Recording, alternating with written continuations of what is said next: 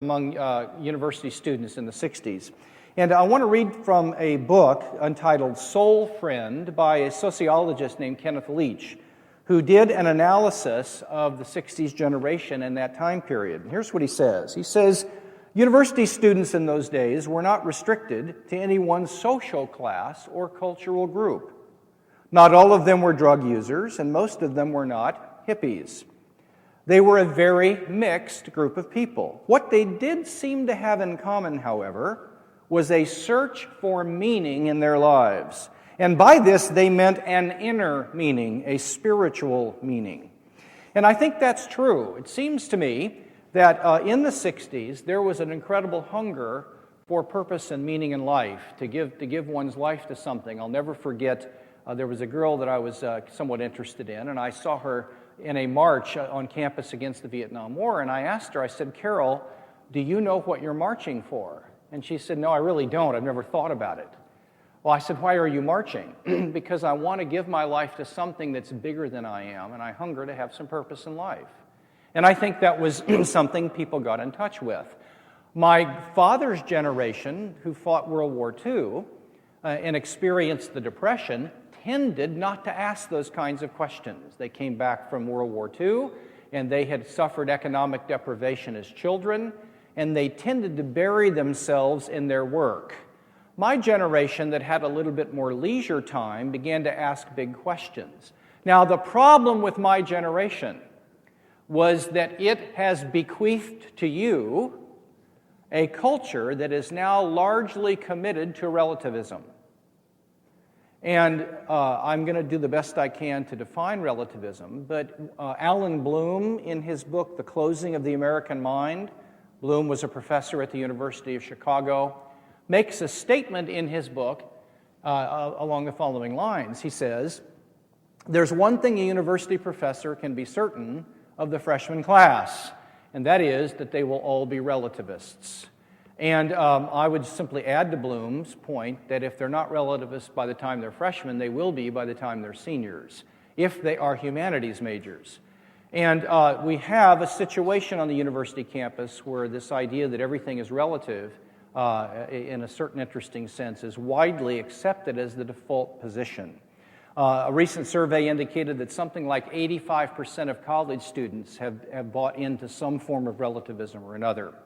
Now, today, relativism is a part of what's called political correctness, and it is often associated with what I take to be a very harmful notion of tolerance, where the idea is that we ought to be tolerant of other people's viewpoints and other people's ideas. Now, I think that there is a sense in which tolerance is a good idea, but there's a sense in which it is a horrible idea. And what I would like to do in the time I have is to unpack this whole issue about relativism and explain to you a little bit about where it's come from, and then I'm going to try to critique it, and I'm going to relate it to a view of the world called scientific naturalism. So my goal is basically to address where relativism came from by locating it in a broader worldview struggle on the university campus. Then I'm going to give you my critique of relativism, and then I'm going to return to one particular worldview called scientific naturalism, and I'm going to make some points about the impact of scientific naturalism. What is a worldview? Basically, a worldview is the set of things that you believe about life's most important questions. Your worldview is the total sum of the things you believe about life's most important questions. So your worldview will include your view of reality. It'll include your view of knowledge, of value, of meaning, and that kind of thing. And currently, there are three dominant worldviews fighting for allegiance on the university campus. There are others, but these are really the three major worldviews that now occupy faculties of Western universities. The first worldview is called scientific naturalism, and I'm going to return to that in just a minute and define it for you in more detail. The scientific naturalism gets most of the funding from the government. The second worldview is called postmodernism, and it tends to dominate the humanities, at least outside philosophy. It tends to dominate literature. If you do a degree in literature or sociology or anthropology, or history, if you study art, chances are you're going to have a faculty that is largely influenced by a postmodern understanding of things. The third worldview that I'm happy to say is a vibrant worldview is Christian theism. Certainly monotheism, but Christian theism. Now, I'm not going to say a lot this day in defense of Christian theism. I did mention last night Quinton Smith's article in the journal Philo, which is an atheist journal, and Smith is a respected philosopher who teaches, as I said last night, at Western Michigan. And Smith is sounding an alarm to atheists by claiming that Christian theism has now been returned to a position of intellectual prominence in the university. And the word just hasn't gotten out about that yet among undergraduates. But let me just say to you that there is now, and has been for about 10 or 15 years, an extremely robust, vibrant, intellectual form of the Christian religion that is being restored in the hard sciences, but primarily in the field of philosophy. And so Christianity as an intellectual force in the university, not in the culture, Christianity has always been a force in the culture, but as an intellectual force in the university, is regaining the ground it lost at the turn of the century. And you need to understand, regardless of your religious orientation, let me just say quite candidly, it is we who started the universities, and it is we that nurtured them for 9 centuries. It was not atheists, it was not Buddhists, it was not Muslims, it was Christians. The great universities of the Western world were founded around a Christian understanding of reality. That's why if you go to the libraries and the administration buildings of most of the universities in the Western world that were established before 1900, you will find biblical verses all over the library. At Harvard, you shall know the truth and it shall set you free. At SC, where I took my PhD, you walk across campus on the major administration building, and on the top of the building there are a set of 4 or 5 statues. And the statues are Methodist circuit riders. And they're Methodist evangelists. They're looking down on the university campus to ensure that USC stays pure to the teachings of the New Testament. And on the Mud Hall of Philosophy, there are texts from the New Testament all over that building. Now, I admit to you that we've had this little experiment in secular education now for about half a century. And my own view is that the decrease in the quality of education in secular schools is largely a function of the withdrawal of Christians from the university community. That's a radical statement. I'm prepared to defend it a little bit later. But in any case, one major worldview is Christian theism. And it is now returned to the prominence that it lost about 50 years ago. Those of you who think that Christianity is not an intellectually robust tradition, I don't mean to be mean-spirited, you are simply uneducated. And I say that in all honesty. You can't be an educated person and think that way. Because if you know anything about the history of thought, you will recognize that among probably the most intelligent, articulate thinkers who've ever lived have been Christian theists. And it is no accident, by the way, that science came out of Christian Europe. That is no accident. And maybe we can talk about that later. What I'd like to do now is to discuss the other 2 worldviews. My primary task is to talk about scientific naturalism. And so let me very briefly say a word about scientific naturalism and then contrast it with postmodernism. Scientific naturalism has 3 components to it. To understand scientific naturalism, you have to understand 3 things. First of all, you have to understand its epistemology. A scientific naturalist has a certain epistemology. That's a big fancy word that means a theory of knowledge. And very roughly, a naturalist theory of knowledge says that the only source of knowledge comes from the hard sciences. If you can measure it, if you can test it empirically, and if you can apply a mathematical model to an object, then you can know it.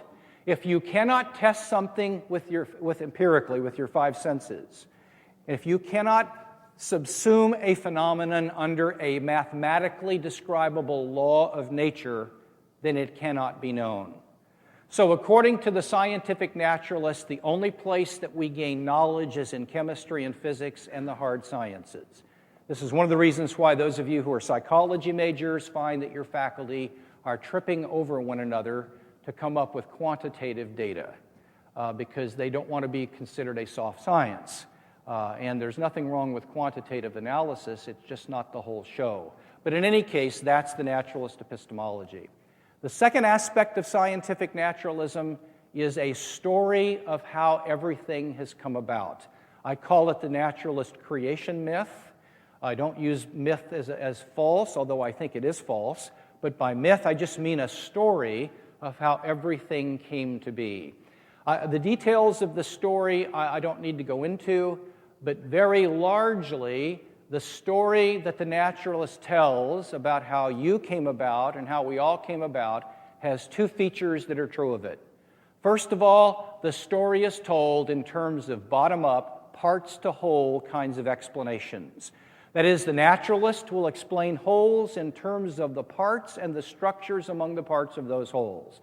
And so if you ask a naturalist, what is a human being? The basic answer will be a human being is a certain kind of structure of organic chemicals. The difference between a human and a pig or a guppy is the structure of the organic chemicals that constitute the object.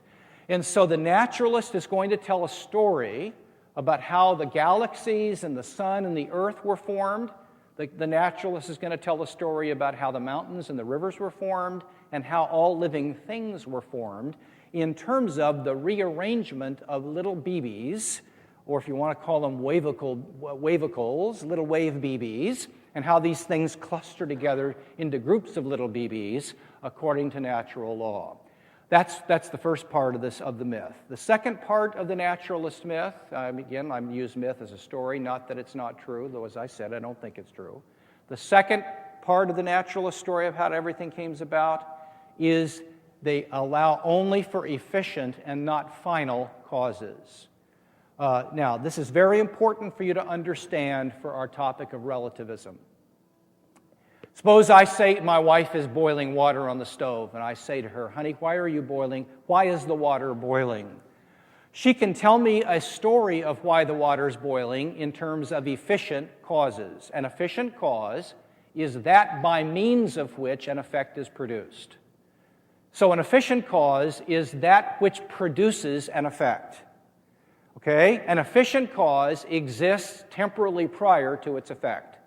So if my wife were to tell me a story of why the water was boiling in terms of efficient causes, she would tell it in terms of how kinetic energy is being absorbed by water in the liquid state and how that's causing the water molecules to agitate. Eventually, they gain enough kinetic energy to escape into another phase, into the gaseous state, and that's why the water is boiling. Now, there's another explanation for why the water is boiling, and that's so that we can have tea. That's a final cause. That doesn't explain what makes the water boil. That answers the question in terms of what the goal or purpose for the water boiling. Now, if you are a scientific naturalist, you do not believe that there are any final causes in reality. One of the main things that Darwin insisted upon was that the eye was not made in order for things to see. That's a final cause. There are just organisms that had eyes and those that don't. And those that didn't died. Those that did live to survive, to pass on certain traits to others. So if you are a scientific naturalist, there is no purpose to anything. Things do not happen for a purpose, if you mean by that a real goal. Now, B.F. Skinner applied this to psychology and said human beings don't act for purposes. Okay? You're not here for a purpose. Something caused you to be here, but there are no goal-directed activities. So, the naturalist says that the only way of knowing is through the hard sciences. The naturalist has a myth, a story as to how everything came about, including humans, which is told in terms of parts to whole, the rearrangement of parts, and it is a story that only allows for efficient causes. It does not have room for final causes.